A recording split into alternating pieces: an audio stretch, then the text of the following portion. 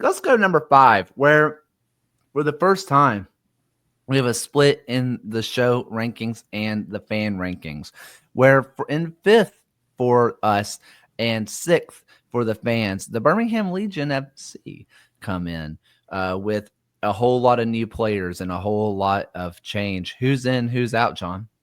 Yeah, your boys lost quite a few players. I mean, some like Alex Cronale, Mikey Lopez, Prosper Kasim were really kind of stalwarts in Birmingham.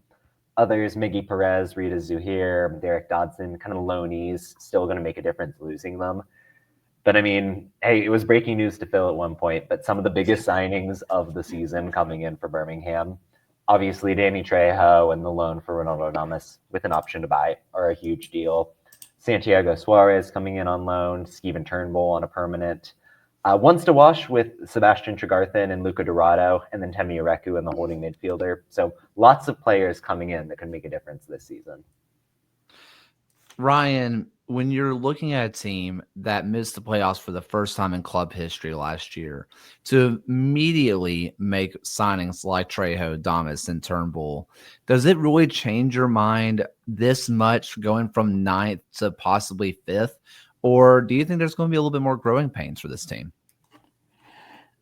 I mean, if you're looking at a Birmingham, excuse me, if you're looking at Birmingham from last season, they were one win out of a playoff spot, and to basically kind of push all of the chips into the middle and say we're going to try and throw everything at this season. I mean, you have a front three of Tyler Pasher, Ronaldo, Damas, and Danny Trejo there. Those are three players that have that USL pedigree that everyone just immediately recognizes. It becomes one of the best three, or at least most fun three players to watch for this season. I do think there is going to be some growing pains. I mean, you have Louisville City coming to town as your second match of the year, and then Detroit and Pittsburgh, 2 road games following that. It's certainly going to be just tough road trips. This was a team who won more games away from home last year than they did at home, but I do think this is a very much improved Birmingham team who just borderline they could have made the playoffs just had they flipped one game from last season. John, this has been one of the teams that has recently gotten into the youth movement, right? Where they just sold on a Matthew Corcoran, who seemed like he could have played obviously a very important part in this holding midfield, where you're seeing McCartney, who is normally a left midfielder, being put into central midfield, where now obviously Corcoran's likely going to be starting for Nashville SC and MLS. But you also have a Rami Zamuda over on the left-hand side, who he's been getting times at center back for the team in preseason. He was playing center back against MLS Atlanta United. Do you see that the difference for this team being the younger players, your Dorados, your Tregarthens, your Hamudas, your Suarez's, or is it going to be those established guys like Trejo, Damas, Pasher, Martinez, Kavita being your real stalwarts difference makers?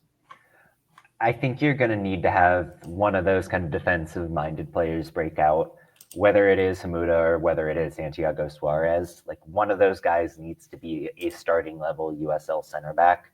And that's nothing against AJ Patterson and Fanuel Kavita, but Kavita's getting a little bit older and AJ Patterson is a little bit injury prone. Like, there's going to need to be that depth there in the back line, because ultimately you trust the fact that Trejo and Damas are going to get theirs. I do think that there's a question stylistically where Tommy Sohn at times has been a little bit passive and a little bit hesitant to go up tempo. And that'll be a nice shield for the defense, but it also means that you're maybe not getting the most from Trejo and Damas. So there are some balance issues possibly that I'm a little bit concerned about. But man, that front line, and with Enzo pulling the strings, Kobe Hernandez Foster doing the same, that is so attractive of a proposition for this club. Ryan, just in general, I guess we kind of mentioned this, where this is a team who did miss the playoffs for the first time. There are some people who think that they are going to be a lock for a home playoff spot. There's some people that think that they are a dark horse to win it all. Do you think that them coming in 5th is a success for this team after missing the playoffs? Or do you think that with signings like Trejo, Damas, Turnbull, et cetera, that the ambition should be home playoffs or bust?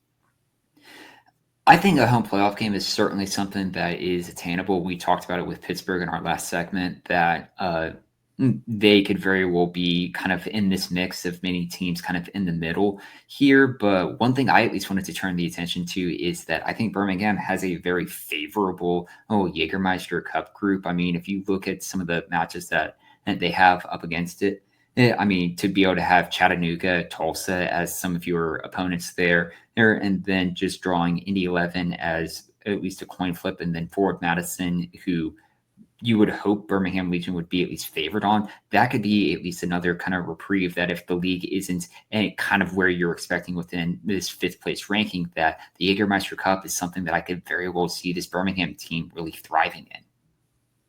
Yeah, I mean, this is the first time we kind of brought up the Jägermeister, which I'm going to be interested to see how these teams handle that. And I wonder if any kind of standings suffer because of Jägermeister, because we do see teams go after the US Open Cup all the time and they'll lose a couple positions. Look at kind of late game US Open Cup Indy 11 last year. They were as hot can be. They went all the way in on the US Open Cup because obviously they lose a couple of positions in the standings because they were taking the US Open Cup more seriously.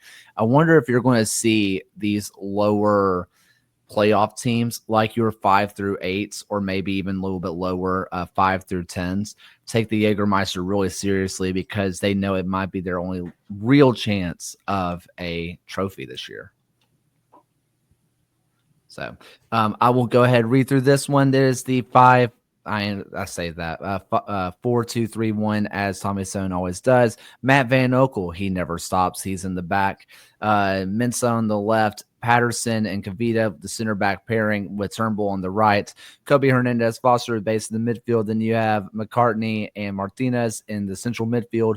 Trejo on the left. Pasher on the right. Damas up top.